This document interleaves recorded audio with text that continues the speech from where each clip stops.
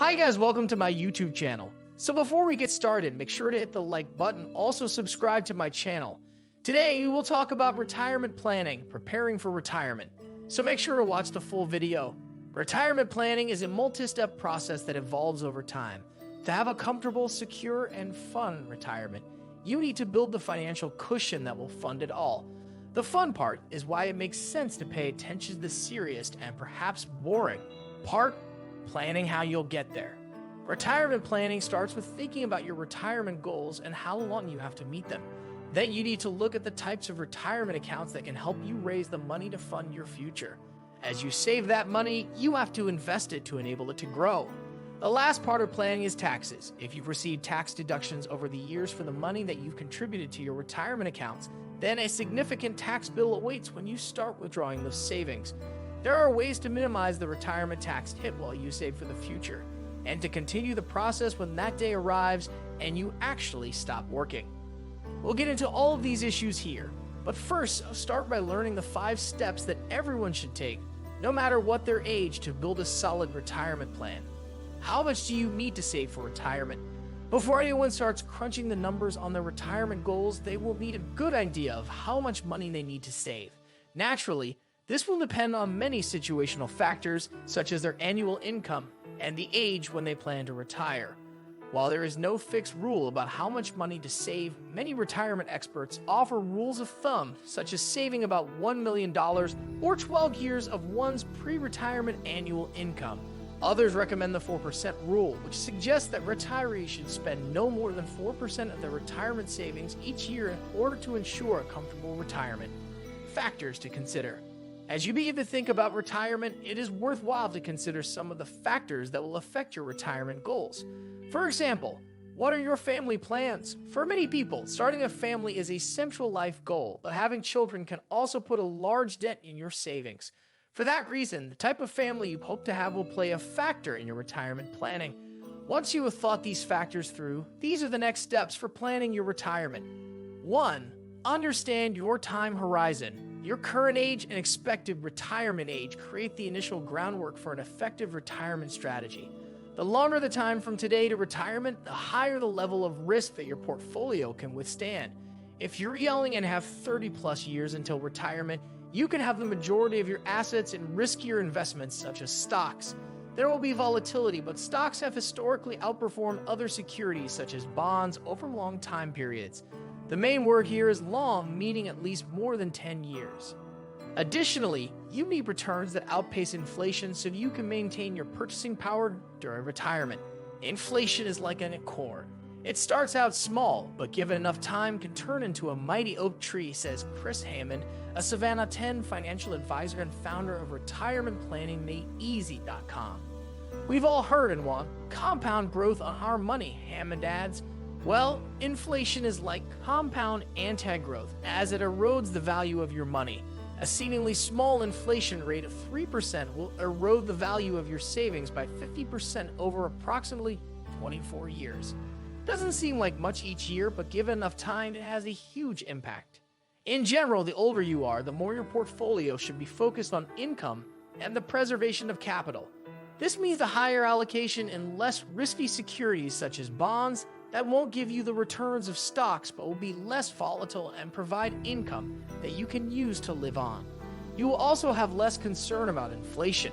A 64-year-old who is planning on retiring next year does not have the same issues about a rise in the cost of living as a much younger professional who has just entered the workforce. You should break up your retirement plan into multiple components. Let's say a parent wants to retire in 2 years, pay for a child's education at age 18, and move to Florida. 2. Determine retirement spending needs. Having realistic expectations about post-retirement spending habits will help you define the required size of a retirement portfolio. Most people believe that after retirement, their annual spending will amount to only 70% to 80% of what they spent previously. Such an assumption is often proven unrealistic, especially if the mortgage has not been paid off or if unforeseen medical expenses occur. Retired adults also sometimes spend their first years splurging on travel or other bucket list goals. As by definition, retired adults are no longer at work for 8 or more hours a day. They have more time to travel, go sightseeing, shop, and engage in other expensive activities. Accurate retirement spending goals help in the planning process, as more spending in the future requires additional savings today. One of the factors, if not the largest, in the longevity of your retirement portfolio is your withdrawal rate. Having an accurate estimate of what your expenses will be in retirement is so important because it will affect how much you withdraw each year and how you invest in your account. 3. Calculate after-tax rate of investment returns. Once the expected time horizons and spending requirements are determined, the after-tax real rate of return must be calculated to assess the feasibility of the portfolio producing the needed income.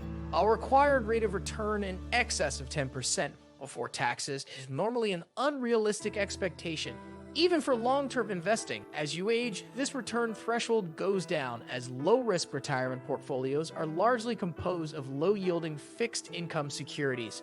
If, for example, an individual has a retirement portfolio worth $400,000 and income needs of $50,000, assuming no taxes and the preservation of the portfolio balance, they are relying on an excessive 12.5% return to get by. A primary advantage of planning for retirement at an early age is that the portfolio can be grown to safeguard a realistic rate of return. Using a gross retirement investment account of $1 million, the expected return would be a much more reasonable 5%. 4. Assess risk tolerance versus investment goals. Whether it's you or a professional money manager who is in charge of the investment decisions, a proper portfolio allocation that balances the concerns of risk aversion and returns objectives is arguably the most important step in retirement planning. How much risk are you willing to take to meet your objectives?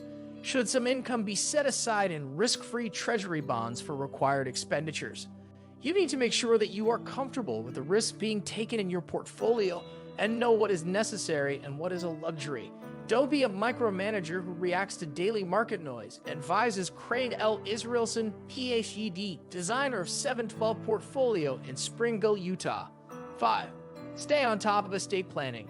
Estate planning is another key step in a well-rounded retirement plan, and each aspect requires the expertise of different professionals, such as lawyers and accountants in that specific field. Life insurance is also an important part of an estate plan and the retirement planning process.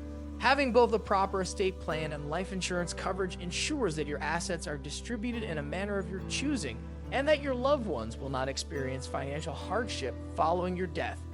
A carefully outlined plan also aids in avoiding an expensive and often lengthy probate process. Tax planning is another crucial part of the estate planning process. If an individual wishes to leave assets to family members or a charity, the tax implications of either gifting or passing them through the estate process must be compared. What do you think of our video? Let me know in the comments section below. Also, subscribe to our channel before you go. Thanks for watching.